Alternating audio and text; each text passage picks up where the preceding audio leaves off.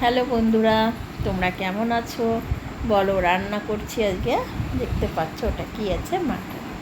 তো মাটনটা ভালো করে পরিষ্কার করে ধুয়ে নিয়ে আমি প্রেসারে মানে 4-5টা সিটি দিয়ে দিয়েছি।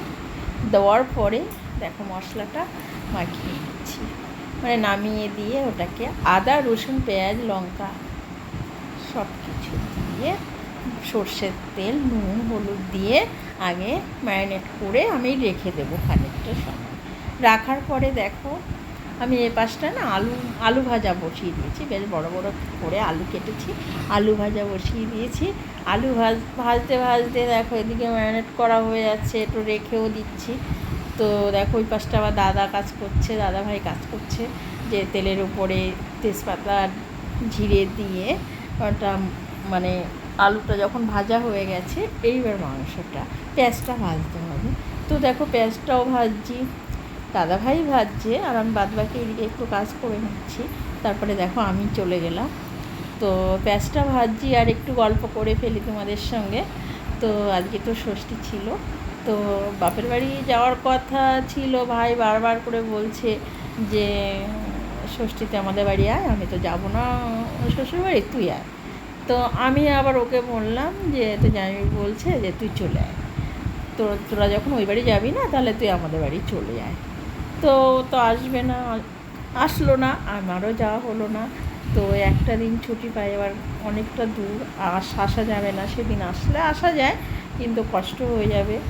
তো দেখো তোমার দাদাভাই আবার একটু আকাশ করে ফেললো যে অ্যাকোয়াগার্ডটা চালিয়েছে, পাইপ একটা এক্সট্রা জল পড়ে, যাদের আছে তারা জানবে যে অ্যাকোয়াগার্ড মানে অন করলে সুইচ দিলে একটা এক্সট্রা জল পড়ে, সেই জলটা মানে বেসিনের মধ্যে দিতে হয়। সেটা উনি কী করেছে, পাইপটা আবার বেসিনের মধ্যে না দিয়ে মানে উনি খেয়াল করেনি, জলটা মানে পুরো আমার যে রান্না করি যে পাথরটা তার উপরে দিয়ে পুরো গ্যাসের ওখানে জল ভর্তি। সেটাকে দেখো আবার মুছতে দেখলে যে জলটাকে পরিষ্কার করে নিলাম, নেওয়ার পরে দেখো আবার মাংসটাকে বেশ দিয়ে দেখো সুন্দর করে কষানো হচ্ছে, লাল লাল করে কষানো হচ্ছে। তো আমি মাংসটা কষানো হচ্ছে, তো কষাতে ভালো করে কষতে হয়েছে। বাদ বাকি কাজগুলো দাদা এই পাশে একটু কাজ করছে, কারণ আমের চাটনি হবে সেটা কাটছে। তো আমি তো আবার ওই দুদিকে সামলাতে পারবো না, এদিকে রান্না করছি তো এদিকে দাদা করছে, দাদা এদিকে করবে, তো আমি এদিকে কাজ করবো।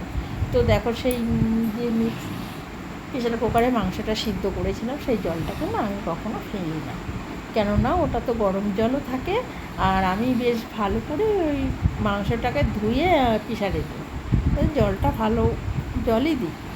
তো দেখো সেটা মাংস কষে আবার জল ওর মানে মাংসের মধ্যে ঢালা হয়ে গেছে।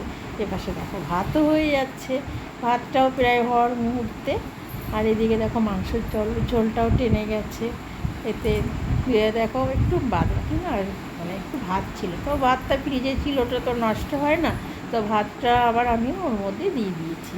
যেহেতু আত্মীয় স্বজন কেউ নেই, ওটা দিলে কোনো ক্ষতি নেই, আমি অমনিই করি যে একটু বাদবাকি ভাত থাকলে ফেলে দিই না, ওই ভাতের মধ্যে আর ভাতটা দিয়ে দিই। দেখো ভাতটাও হয়ে গেছে, চলে দাদা মাঠটা গালবে বলে নিয়ে নিল। তো আমি আবার গরম মশলাটা দিয়ে দিচ্ছি। দেখো গরম মশলাটা দেওয়ার পরে দেখো ঝোলটা অনেকটাই টেনে গেছে।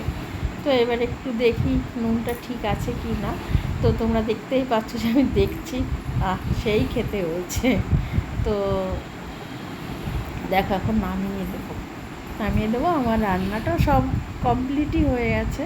তো দেখো নামানোর পরে গোটা রসুন দিয়েছি, দেখো গোটা রসুনটা তাকিয়ে আছে, এই গোটা রসুনটা টেস্টি লাগে খেতে খুব। টাটা, আজ আসে।